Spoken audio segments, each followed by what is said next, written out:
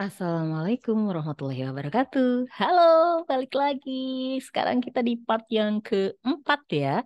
Kita masih ada di di mata kuliah akuntansi dasar.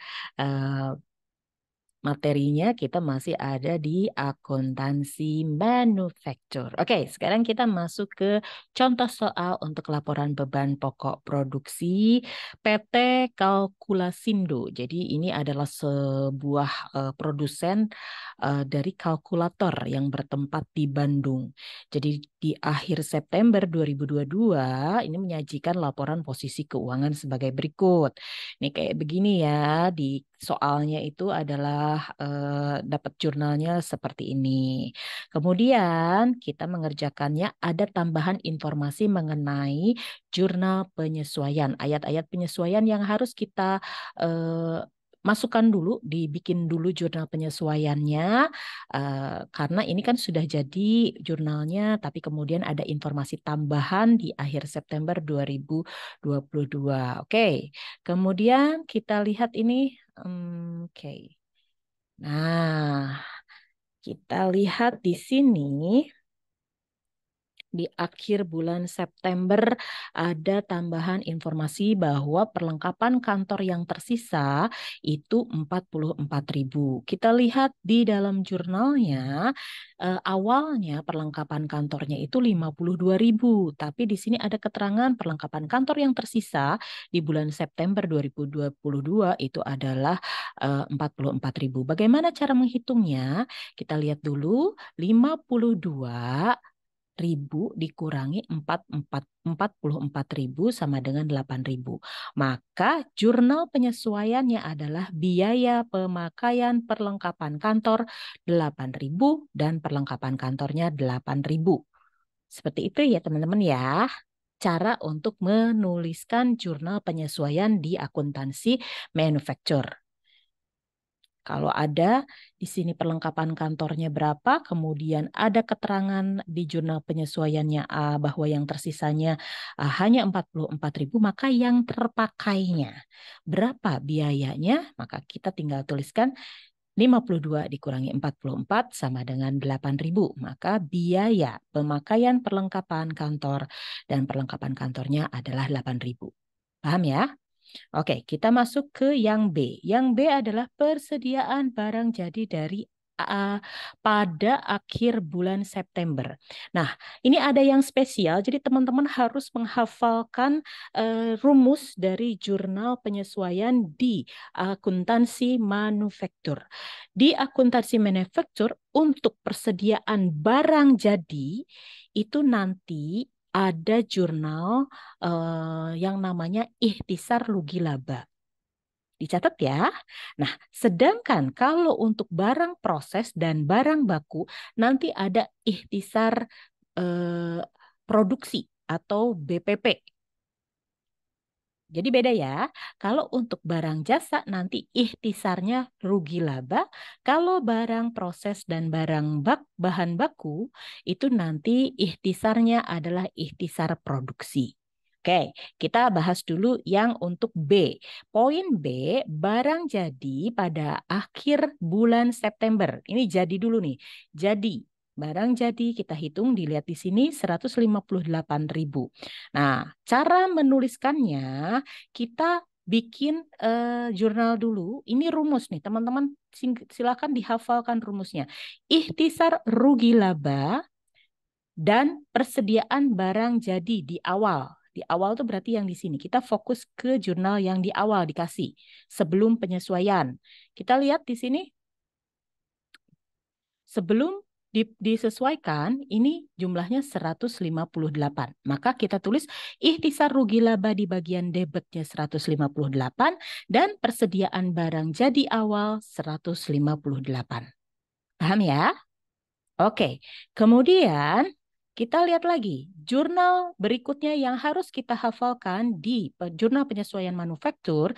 Setelah kita menjurnal yang barang jadi di awal, yang ini sudah kita jurnalkan, maka langkah selanjutnya adalah kita harus membuat jurnal yang di sini. Persediaan barang jadi pada akhir bulan September 122. Oke, nih 122.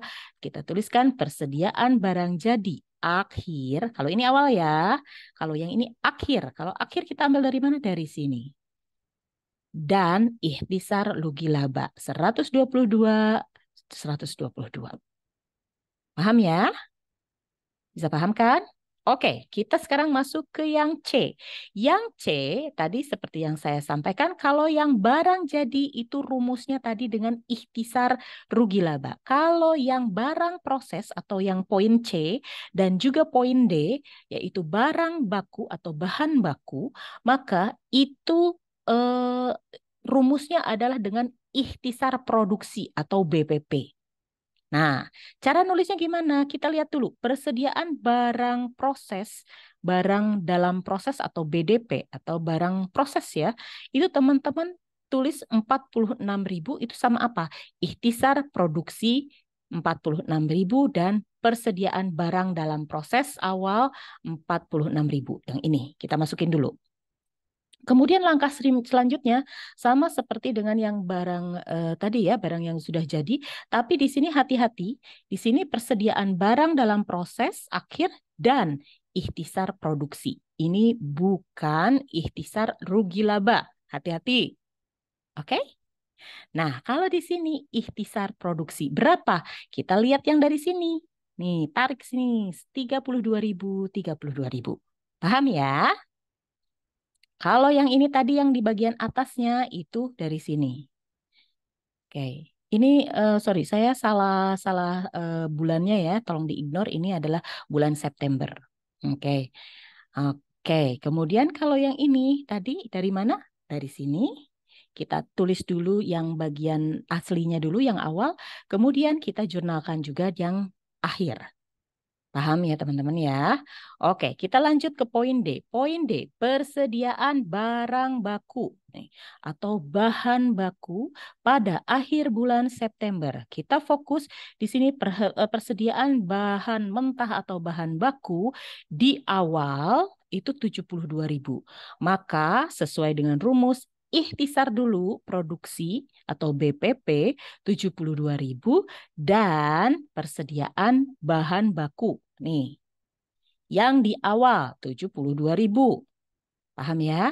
Kemudian langkah selanjutnya kita jurnalkan lagi yang dari sini. Persediaan bahan baku dulu, karena ini kita sedang menjurnal yang akhir ya. Ini kita tulis 47 dari sini. Kemudian yang dikredit, di sisi kredit kita jurnalkan lagi ikhtisar produksi atau BPP 47.000. Ini rumus ya teman-teman ya. Ini adalah beberapa rumus yang sering keluar di dalam soal manufaktur. Jadi tadi ada persediaan bahan baku, ada persediaan bahan dalam proses, dan ada juga barang jadi. Kalau barang jadi di sininya ikhtisarnya rugi laba. Nih ya, hati-hati. Kemudian kalau yang barang proses atau barang mentah atau bahan baku ini ikhtisar produksi. Bisa ditangkap ya. Oke, mudah kan? Oke, kita lanjutkan ya teman-teman ya. Yang bagian D itu adalah persediaan bahan baku. Persediaan bahan baku di bulan September 2022, kita akan fokus di sini mana? Bahan baku, ada nggak? Persediaan bahan baku tadi yang sudah ya, yang sisi D ya, sorry. Berarti kita yang E sekarang. Oke. Sekarang kalau yang E, biaya penyusutan aset tetap. Di sini lihat nih, biaya penyusutan aset tetap pada bulan September. Kita coba cari di sini aset, adakah di sini? Ini ada aset tetap. Tetapi di sini adalah biaya penyusutan aset tetap. Di sini adanya aset tetap dan akumulasi. Ada nggak biaya penyusutan aset tetap? Belum ada. Oke, belum ada. Tapi di sini ada akumulasi penyusutan aset tetap ya. Ini 32.000. Di sininya 3.500. Karena belum ada di sini, oke, berarti kita tulisnya adalah penyusutan aset tetap 3.500 dan akumulasi aktiva tetap. Penyusutan aktiva tetap di sini. Akumulasi penyusutan aktiva tetap 3.500. Oke, di sininya diignore dulu ya, karena di sini yang ada di jurnal sebelumnya adalah akumulasi penyusutan aktiva tetap. Sedangkan di sini biaya penyusutan aset tetap. Jadi tambahan di bagian bawah nantinya. Paham ya? Oke, kemudian kita gabungkan dulu semuanya tadi jurnal penyesuaiannya dari yang contoh A, B, C, D, E. Dari mana itu? Ini, dari soal. A, B, C, D, E, kita gabungkan semua di dalam sebuah jurnal penyesuaian. Seperti ini. Kita tandain ya. Nanti tanda-tanda ini akan berpengaruh pada saat kita bikin worksheet atau kertas kerja. Oke, nanti akan bersambung ke part yang berikutnya. Ibu tutup dulu. Kalau ada pertanyaan nanti silahkan WA. Kita akan bahas di kelas offline kita. Assalamualaikum warahmatullahi wabarakatuh.